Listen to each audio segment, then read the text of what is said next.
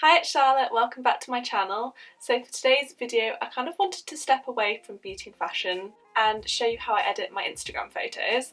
Now I know most people do this when it's requested and I don't get requested stuff but I just thought I'd do it for fun anyway. I don't know, I've really been enjoying editing my Instagram photos the last month or two. My my editing style since the new year has been a lot better. I've been a lot happier about it.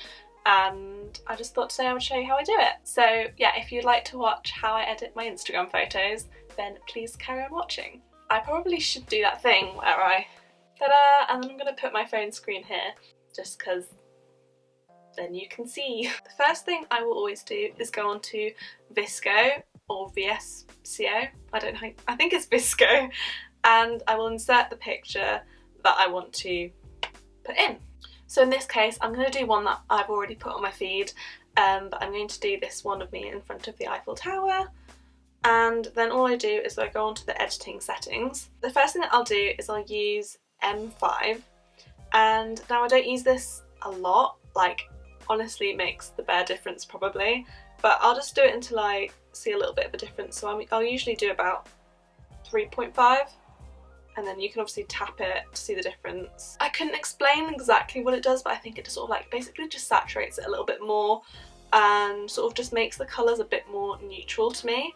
And then I'll go on to, I don't know what this is called, more settings, and I'll go on to contrast, and then again depending on the picture I'll usually do about 1 just to contrast a little bit. And then on the exposure, again it really depends on the photo, so I'm pretty sure on this photo I did it quite bright. I did it like that, I think, because there were a lot of shadows when this photo was taken, so I will really up the brightness on pictures like this, as I just think it just makes the whole picture a lot nicer. I will then go on to grain and I add usually about 5, maybe I sometimes do 6 if it's not a close-up. But if it's usually my face is quite close up, I'll do about a 5, and then I will save that. Then I'll go on to Whitagram, and this is where all the photos really tie in together. I've seen other people use this as well, but I mean I'm sure there must be an easy way of doing it, but I mean this is what I do, so don't come for me. Literally what I do is any aspects that I want to be brightened, so quite a lot of the time, if I take layouts on my bed, I'll do my bedding, or if the wall's not, if there's a white wall but it's quite dirty, I'll do the wall. In this instance I'm pretty sure I thought the background was quite nice, so I think I just did my trousers, because sometimes, especially for an outfit picture, I really want the clothing to stand out.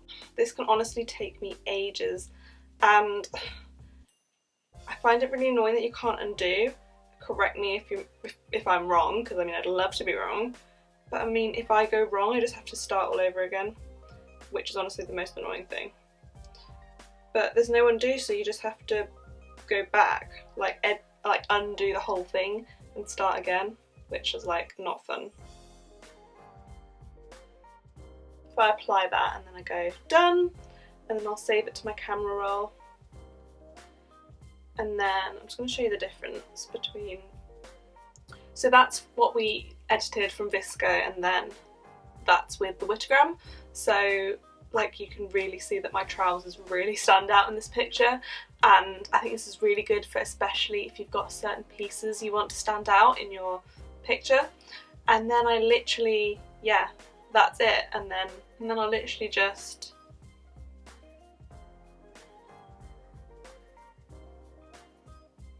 and there we go, that is the Instagram picture done. There's really nothing else, well this is going to be quite a short video actually, so there's really nothing else I really do. I just put a bit of the filter on VSCO, increase the contrast and the brightness, depending on the picture and where it was taken, if it was taken in the day or at night, and yeah, and then I just sort of whiten either the background or certain elements in the piece, because then I'll show you my grid, because then as you can see there is a bit of white in everything. So everything sort of ties together.